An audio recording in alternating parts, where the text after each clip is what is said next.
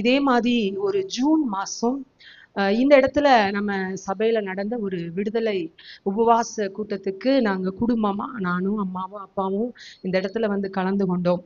அப்போ வரும்போது என்னுடைய சூழ்நிலையும் என்னுடைய குடும்ப சூழ்நிலையும் எப்படி இருந்துச்சு அப்படின்னா, குடும்ப சூழ்நிலை எல்லாத்துக்கும் சரீரத்துல ரொம்ப பலவீனம். ரெண்டாவது பயங்கர ஒரு வறுமை. வெளியில பாக்குறதுக்கு தெரியாது.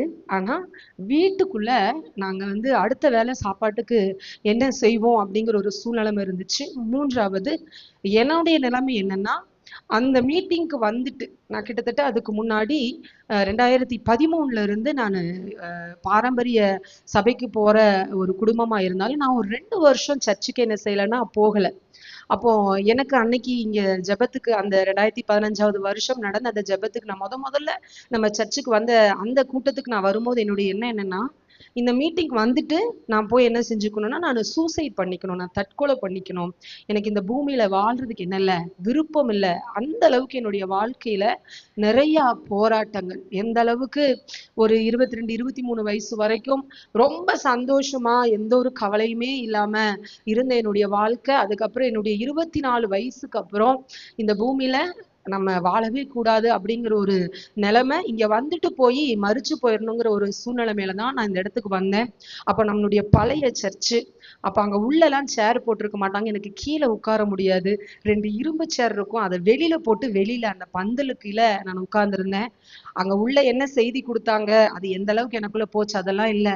ஆனா கடைசியா சாயங்காலம் 4 மணிக்கு வந்திருந்த ஊழியக்காரங்க கிட்ட நான் ஜெபிக்க போகும்போது கர்த்தர் அந்த இடத்துல என்னை தொட்டார். நான் வந்து உன்னுடைய வாழ்க்கை வந்து நீ மரண சிந்தையோடு இந்த இடத்துக்கு வந்திருக்கிற, உன்னை மரிப்பதற்காக அல்ல, உன்னை வாழ வைக்கிறதுக்காக தான் இந்த பூமியில கர்த்தர் உன்னை வச்சிருக்கிறாருன்னு சொல்லி ஆண்டவர் என்னோடு பேசினார். அந்த நாள்ல இருந்து ஆண்டவரை இறுக பிடித்து கொள்ள கர்த்தர் கிருபை செய்தார். அப்போ எனக்குள்ள நான் தற்கொலை பண்ணிக்க கூடாதுங்கிற அந்த சிந்தை, அந்த ஒரு விருப்பம், அந்த எண்ணம் முதல் நாள்ல அங்க வந்துச்சு. அடுத்தது பாத்தீங்கன்னா அதே மாசத்துல பாத்தீங்கன்னா ஒரு 21 நாள் உபவாச ஜெபம் முடிஞ்சு ஒரு 3 நாட்கள் சிறப்பு கூட்டம் நம்ம சபையில நடந்தது அந்த வருஷத்துல. அப்ப அந்த 3 நாட்கள் கூட்டத்துல நான் வந்து கலந்துக்கிட்டேன். அப்போ என்னுடைய சரீர சூழ்நிலை பாத்தீங்கன்னா, எங்க அம்மா இருக்காங்க, அம்மாவுக்கு தெரியும். இங்கிருந்து திருப்பூர் திருப்பதின்ற அந்த இடத்துல ஒரு ஹாஸ்பிட்டல் இருக்கு. அங்க வந்து நான் மாசம் மாசம் நான் செக்கப்புக்கு போவேன், மெடிசன் வாங்க போவேன். மாசம் 10,000 எனக்கு கண்டிப்பா medicine, doctor fees, checkup fees எல்லாம் சேர்த்து 10,000 ரூபாய் எனக்கு செலவாகும். ஆனா கிட்டத்தட்ட நான் ஒரு 6 மாசம் மெடிசன் எடுத்தும் எனக்கு என்ன செய்யலைன்னா உடம்புல எந்த ஒரு மாற்றமும் வரல.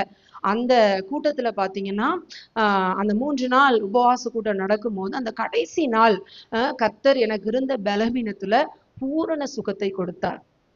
இப்போ வரைக்கும் அந்த ஒரு பிரச்சனைக்காக நான் என்ன செய்யறது இல்ல, மருந்து மாத்திரை எடுக்கிறது இல்ல. முதலாவது கர்த்தர் என் குடும்பத்துல எனக்கு ஒரு நல்ல சரீர சுகத்தை கொடுத்து, அதுக்கப்புறம் என்னுடைய மாற்றத்தை பார்த்த உடனே அம்மா அப்பாக்குள்ள கொஞ்சம் ஒரு ஆசையா சபைக்குள்ள அப்படி வந்துகிட்டே இருந்தோம்.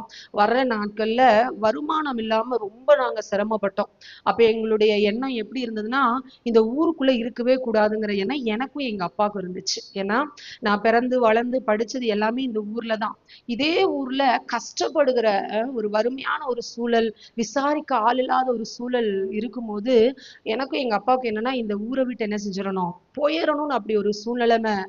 நாங்க அந்த முடிவு எடுத்தோம். முடிவு எடுத்துட்டு அப்புறம் அது எந்த அளவுக்கு சாத்தியப்படும்ன்ற ஒரு சூழ்நிலை இல்லாம இருக்கிற நாட்கள்ல தான் ஆண்டவர் என்னை வந்து முழு நேர ஊழியத்துக்காக ஆண்டவர் என்னை அழைச்சிக்கிட்டே இருந்தாரு. ஆனா குடும்ப வறுமையின் பொருளாதார சூழ்நிலையினால நான் என்ன செஞ்சுட்டு இருந்தேன்னா, பக்கத்துல ஒரு வேலைக்கு போயிட்டு இருந்தேன். அப்போ எனக்கு ஆண்டுடைய வார்த்தைக்கு கீழ்ப்படிய முடியல. ஏன்னா எனக்கு இப்படி ஒரு பொருளாதார நெருக்கடி இருக்கிறப்ப நான் எப்படி ஊழியத்துக்கு வர்றது அப்படின்னு சொல்லிட்டு.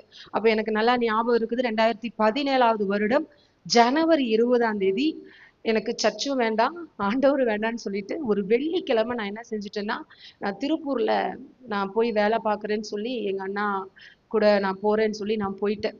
ஆனா போய் அங்க அந்த 2 நாள் அந்த வெள்ளிக்கிழமை நைட்டும் சனிக்கிழமை நைட்டும் என்னால இருக்கவே முடியல. ரொம்ப மனசு பாரமா இருந்துச்சு. நான் ஏதோ தப்பு பண்றேன், ஏதோ ஆண்டவர் என் மேல ஒரு நோக்கம் வச்சிருக்கிறாரு, நான் அதை விட்டு நான் மீறி போனேன்னா நான் மரிச்சு போயிருவேன் அப்படிங்கிற ஒரு சூழ்நிலையில ஞாயிற்றுக்கிழமை காலையில நான் நேரத்தோட கிளம்பி நம்ம சபைக்கு நான் ஆராதனைக்கு வந்துட்டேன். அப்போ அந்த நாள்ல ஆராதனை வேலையில கர்த்தர் என்னோடு திட்டமும் தெளிவுமாய் ஊழியக்காரங்க மூலியமா ஆண்டவர் பேசினாரு. பேசி அந்த நாள்லயே அந்த வாரத்திலேயே நான் பாஸ்டர் மாட்டையும் நான் முழு நேர ஊழியம் செய்றேன் அப்படி சொல்லி நான் ஒப்பு கொடுத்துட்டு போனேன். அப்போ அவங்க என்கிட்ட கேட்டாங்க. நான் சொன்னேன், என்னுடைய சூழல் இப்படி இருக்குது, அப்பா அம்மாவுடைய சூழல் இப்படி இருக்குது, வருமான சூழல் இப்படி இருக்குது, நான் எப்படி ஊழியத்துக்கு வர்றது? ஆனாலும் ஆண்டவர் பேசுறாரு, அதுக்கு என்னால விட்டு கொடுக்க முடியலன்னு சொல்லும் போது அவங்க ஒரே ஒரு வார்த்தை என்கிட்ட சொன்னாங்க. ஆசாரியருடைய உள்ளங்கால் யோர்தான்ல பட்ட மாத்திரத்துல அந்த யோர்தானுடைய தடை மாறுச்சு. நீங்க ஆண்டுடைய வார்த்தைக்கு உங்களை விட்டு கொடுங்க, கர்த்தர் உங்களை நடத்துவாருன்னு சொல்லி 2 பேரும் எனக்கு ஆலோசனை கொடுத்தாங்க. அந்த வாரத்திலே நான் ஒரு 3 நாள் உபவாசம் போட்டு அவங்க கிட்ட நான் முழு நேர ஊழியன்னு சொல்லிட்டு போனேன்.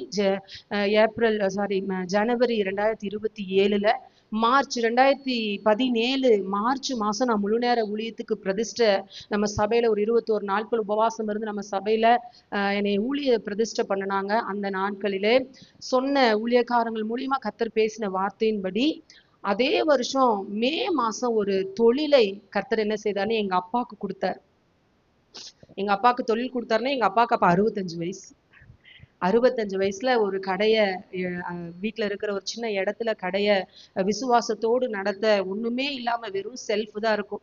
ஆனா அதுல கர்த்தர் என்ன செய்தார்னா அந்த தொழிலை கர்த்தர் கொடுத்தார். அது மாத்திரமல்ல, என்னுடைய சரீரத்துல மட்டும் இல்ல, நாங்க சபைக்கு வரும்போதே எங்க அப்பாவுக்கு வந்து ஹார்ட் சர்ஜரி பண்ணியிருந்தாங்க. அப்பாவுக்கு நம்ம ராமகிருஷ்ணா ஹாஸ்பிட்டல்ல பாத்தீங்கன்னா அவரை ஒரு ஹார்ட் ஸ்பெஷலிஸ்ட காட்டுவோம். அப்பாவுக்கு மாசம் மாசம் நாங்க செக்கப்புக்கு போனோம்னா டாக்டர் ஃபீஸ் மெடிசனோட சேர்த்து 9,200 நான் மருந்து வாங்குவோம். மாசம் 9,200. அப்படிப்பட்ட நிலைமையில தான் நாங்க இங்க வந்திருந்தோம். வந்து இங்க சபைக்குள்ள வரும்போது அப்படிதான் இருந்தோம். ஆனா சத்தியத்தை கேட்க கேட்க அன்னைக்கு எங்க கிட்ட இருந்த ஒரு தொழில் கடை வைக்கிறதுக்கு முன்னாடி இந்த சீமார் உரிப்பாங்க எங்க அம்மாவும் எங்க அப்பாவும். கிலோக்கு 10 ரூபா. ரொம்ப கஷ்டப்பட்டு உரிச்சாலும் 2 பேர் தாலையும் சேர்ந்து நாளுக்கு ஒரு 60 ரூபாய்க்கு கூட 6 கிலோ கூட உரிக்க முடியாது. ஆனா சத்தியத்தை கேட்க கேட்க எங்க அப்பா என்ன செய்வாங்கன்னா அந்த வாரம் வாரம் வாங்குற காசுல சரியா தசம பாகம் எடுத்து வைப்பாங்க. சரியா தசமபாகம் எடுத்து வைப்பாங்க. ஒரு 3 மாசம் எங்க அப்பா தசமபாகம் கொடுத்துருப்பாங்க. அப்ப அந்த அந்த 4வது மாசத்துல நாங்க அப்பாவை செக்கப்பு கூட்டிட்டு போகும்போது சடனா 9,200 மெடிசனை டாக்டர் 2,000 ரூபாய்க்கு மாத்தினாங்க. உங்க சரீரம் நல்லா இருக்கு, 2,000 ரூபாய்க்கு என்ன சாப்பிட்டா போதும், மருந்து சாப்பிட்டா போதும்னு சொல்லி மாத்துனாங்க. அதுக்கப்புறம் தான் கடை வச்சதுக்கு அப்புறம் எங்க அப்பா தசம்பாகத்தை சரியா அதுவும் எங்க அப்பாவுக்கு ஒரு வைராகியம் என்னன்னா 1ஆம் தேதி கொடுக்கணும்னு விரும்புவாரு. வாரம் ஞாயிற்றுக்கிழமை 1ஆம் தேதி வாக்குத்தத்த ஆராதனைக்கு கொடுக்கணும்னு சொல்லி விரும்பி கொடுப்பாங்க. கடைசியில அந்த 2,000 ரூபாய் மெடிசன் வந்து கடைசியில எங்க அப்பாவுடைய மரணம் வரைக்கும் 450 ரூபாயா அது மாறுச்சு. கிட்டத்தட்ட 2,000 450 ரூபாயா மாறி ஒரு தொழிலையும் ஒரு நல்ல ஆசீர்வாதத்தை கர்த்தர் கட்டளையிட்டார். சரீரத்துல நல்ல விடுதலை எங்களுக்கு கொடுத்தார். அடுத்தது பொருளாதார நெருக்கடி நிமித்தம் அநேக நேரம் எங்க அம்மா வந்து ஒரு நாள் பாஸ்டர்ட்ட கேட்டாங்க. பாஸ்டர், நான் எங்கேயாவது வேலைக்கு போலான்னு இருக்கேன் அப்படி சொல்லி கேட்டாங்க. அப்போ பாஸ்டர் ஒரு ஆலோசனை கொடுத்தாங்க. அது ஆண்டவர் கொடுத்த ஆலோசனை. உங்க வீட்டுல கண்மலையை போல இருக்கிற ஒரு இடத்துல இருந்து நான் உங்களுக்கு வருமானத்தை கொடுப்பேன்னு ஆண்டவர் சொல்றாரு. ஆனால் நீங்க குடும்பமா ஜெபம் பண்ணுங்க. அப்ப நம்ம சபையில ஒரு 7 நாள் உபவாச ஜெபம் நடந்தது. அந்த 7 நாள் உபவாச ஜெபத்துல நாங்க குடும்பமா கலந்துக்கிட்டோம். அந்த நாட்கள்ல தான் ஆண்டவர் எங்க வீட்டிலேயே ஒரு தொழிலை ஆரம்பிச்சு அந்த கடைய நல்ல ஆசீர்வாதமா நடத்த கர்த்தர் என்ன செய்தார்னா கிருபை செய்தார். அது மட்டும் இல்ல, சரீர சுகத்துல ஒரு விடுதலை, பொருளாதாரத்துல இருந்த ஸ்ட்ரகிள்ல ஒரு விடுதலையை கர்த்தர் கொடுத்து நான் வந்து எல்லா விதத்திலையும் எல்லாவற்றையும் இழந்துதான் நம்ம சபைக்கு நான் வந்தேன். இப்ப எனக்கு 37 வயசு. நம்ம சபைக்கு நான் வரும்போது 26 வயசு நடக்கும்போது 27 வயசுல வந்தேன். எனக்கு இப்ப 38 வயசு. அப்ப அந்த 27 வயசுல முற்றுப்புள்ளி வைக்கப்பட்ட ஒரு வாழ்க்கை தான். இதுக்கு மேல வாழ்க்கையில என்ன இல்ல, ஒரு ஒரு ஆரம்பிக்கிறதுக்கு எதுவுமே இல்லை அப்படிங்கிற நிலைமையில தான் நான் வந்தேன். ஆனா எல்லா நேரத்திலையும் தேவனுடைய சுத்துற ஆலோசனை இந்த இடத்துல சபையில ஊழியக்காரங்க மூலியமாகவும் பரிசுத்த ஆவியானவர் மூலியமாகவும் வேத சத்தியங்கள் மூலியமாகவும் ஒவ்வொரு முறையும் கர்த்தர் என்னோடு கர்த்தர் பேசி 2021வது வருடம் ஒரு நல்ல ஒரு குடும்பத்தை தேவன் என்ன செய்தார் எனக்கு கொடுத்தாரு. அது மட்டும் இல்ல, ஒரு நல்ல ஊழியத்தையும் கர்த்தர் என்ன செய்தார். ஆண்டவர் நம்மளுடைய ஏஜி ஸ்தாபனத்துல ஒரு நல்ல ஊழியத்தை திருப்பூர் பட்டணத்துல கொடுத்து இந்த 5 வருஷமா அந்த ஊழியத்திலே கர்த்தர் எங்களை பயன்படுத்தி வருகிறார். ஆமென். ஆஹ் இன்னைக்கு வரைக்கும் அடிக்கடி நான் எங்க பாஸ்ட்ட சொல்லிக்கிட்டே இருப்பேன், எங்க இருந்த நானு எங்க வந்திருக்கிறேன், எங்க இருந்த என்ன கர்த்தர் என்னைய எங்க கொண்டு வந்திருக்கிறாரு அப்படி சொல்லிட்டு அண்ணனு இன்னும் நான் சொல்றேன். முதலாவது ஆண்டவர் கர்த்தருக்காக என்ன ஆண்டவர் வந்து மரிச்சு போயிருந்தா இன்னைக்கு கிட்டத்தட்ட பல வருஷங்கள் ஆயிருந்திருக்கும். ஒரு ஆள் இல்லாமயே போயிருப்பேன். ஆனா சரியான இடத்துல கர்த்தர் என்னை கொண்டு வந்து சேர்த்தார். சரியான ஒரு நல்ல ஊழியக்காரங்க கரத்துல கர்த்தர் என்னை கொண்டு வந்து கொடுத்தார். இன்னொன்னு எங்க அப்பா எல்லா இடத்துலயும் ஊழியக்காரங்கிட்ட ஆலோசனை கேட்பாங்க. எல்லாத்துலயும் பொருளாதார காரியம், சரீர பலவீனங்கள் எதா இருந்தாலும் ஒரு ஆலோசனை கேட்டு அந்த ஆலோசனைக்கு கீழ்ப்படுகிற, அந்த ஆலோசனைக்கு விட்டு கொடுக்கிற ஒரு சுபாவம் எங்க அப்பா கிட்ட இருந்தது நிமித்தம் நானும் இன்னைக்கு என்ன செஞ்சிருக்கிறேன்னா, எந்த இடத்துலயாவது தேவ ஆலோசனைக்கோ ஊழியருடைய ஆலோசனைக்கோ எங்க அப்பா விட்டு கொடுக்காம இருந்திருந்தா கண்டிப்பா இன்னைக்கு நான் இந்த இடத்துல என்ன செய்ய முடியாது, நிக்க முடியாது. கர்த்தர் அப்படிப்பட்ட கிருபைகளை எனக்கும் எங்க குடும்பத்துக்கும் கர்த்தர் கொடுத்தார். இன்னும் பார்த்தோம்னா இந்த சபையோட தொடர்பு இங்கிருந்து கல்யாணம் ஆகி போனதோட முடியல. ஒரு இப்போ இங்க வந்து நின்னதுனே ஞாபகம் வருதெல்லாம் நான் அதை சொல்றேன். கடந்த வருஷம் 2025வது வருஷம் நவம்பர் மாசம் எனக்கு கொஞ்சம் சரீரத்துல பலவீனம் இருந்துச்சு. நான் இவங்க கிட்ட கூட சொல்லல. ஆனா கொஞ்சம் எனக்கு நைட் நேரத்துல ரொம்ப நான் ஸ்ட்ரகிள் ஆயிட்டே இருந்தேன். என்னால தூங்க முடியல, படுக்க முடியல, ரொம்ப படபடப்பு, மூச்சு வாங்கி இப்படி ரொம்ப கஷ்டப்பட்டுட்டு இருந்தேன்.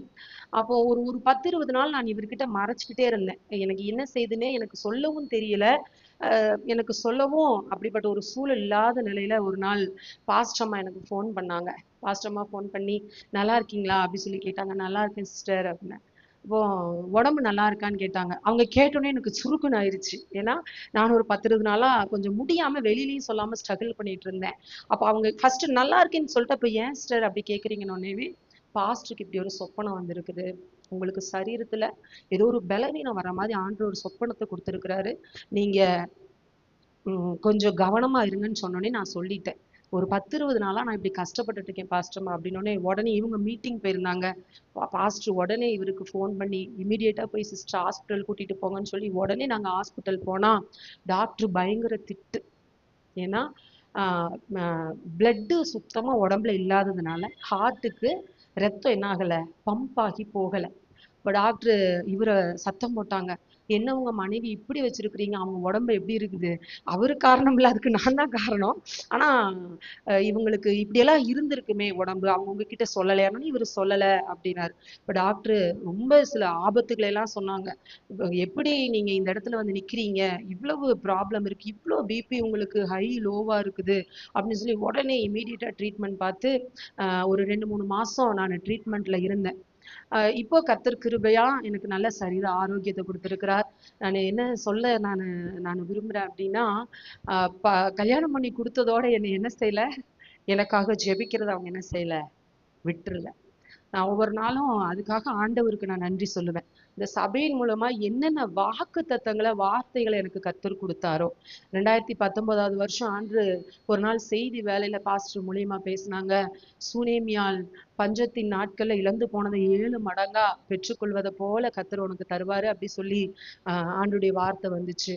அதே போல ஆண்டவர் என்ன பூரணமாய் கர்த்தர் என்ன செய்திருக்கிறார், ஆசீர்வதித்திருக்கிறார். நல்ல ஊழியம், நல்ல விசுவாசிகள். அடுத்தது பாத்தீங்கன்னா போன வருஷத்துல ஆண்டவர் ஒரு கிளை ஊழியத்தை திருப்பூர் சிட்டிக்குள்ள ஆரம்பித்து அதை இந்த வருஷத்துல இருந்து அதை காலை நேர ஆராதனையாய், போன வருஷம் நாங்க ஈவினிங் நடத்தினோம், இந்த வருஷம் காலையில அதை ஆராதனையாய் நடத்தி கொண்டு போக கர்த்தர் கிருபை செய்திருக்கிறார். சொல்லிட்டே இருந்தா சொல்லிக்கிட்டே இருக்கணும், அவ்வளவு இருக்குது. ஆமென், ஸ்தோத்திரம். எல்லா நேரத்திலையும் தேவ ஆலோசனைக்கும் ஊழியருடைய ஆலோசனைக்கும் நாங்க குடும்பமா நிக்க கர்த்தர் கிருபை செய்து இந்த நாள்ல எங்களை என்ன செய்திருக்கிறார்னா கர்த்தர் உயர்த்தி வைத்திருக்கிறார். ஆண்டுடைய நாமம் ஆமா. நான் வந்து இங்க நம்ம சர்ச்சுக்கு 2015 ஜூலைக்கு வரும்போது என் மெடிசின் செலவு 10,000 ரூபாய். 10,000 ரூபாய்க்கு நான் டேப்லெட் எடுப்பேன். எங்க அப்பா 9,200 ரூபாய்க்கு டேப்லெட் எடுப்பாங்க. மாசம் 19,200 ரூபாய்க்கு நாங்க என்ன செய்வோம்னா மெடிசன் எடுப்போம். ஆனா எனக்கு வந்து அந்த மெடிசனால ஒரு கடுகளவு கூட எனக்கு சரீரத்துல சுகம் கிடைக்கல. நான் மாசம் மாசம் அம்மா கூட்டிட்டு போவாங்க. அது ஒரு ஆயுர்வேதிக் ட்ரீட்மெண்ட். அதுல நிறைய மெடிசன்ஸ். ஆனா எதுலையுமே எனக்கு என்ன செய்யலைன்னா அந்த மெடிசன்ஸ், அந்த ஆயுர்வேதிக் ட்ரீட்மெண்ட் டெய்லி வீட்ல பண்றதுக்கே எனக்கு 1 மணி நேரம் ஆகும். இந்த கண்ணை கழுவுறது, அப்படி ஒவ்வொன்றா அவங்க சொல்லி கொடுப்பாங்க. அதுக்கு தான் அவ்வளவு காசு. ஆனா அந்த வந்து வந்த நாள் கர்த்தர் பேசினாரு. அடுத்தது அந்த 3 நாள் கூட்டத்துல கர்த்தர் அந்த 3ஆவது நாள் முடிவுல எதுக்கு நான் மெடிசன் எடுத்துட்டு இருந்தோம் அந்த பலவீனத்திலிருந்து கர்த்தர் பூரண விடுதலையை கர்த்தர் கொடுத்தார். ஆண்டுடைய நாமம் மகிமைப்படுவதாக. ஆமென். நல்ல கரங்களை தட்டி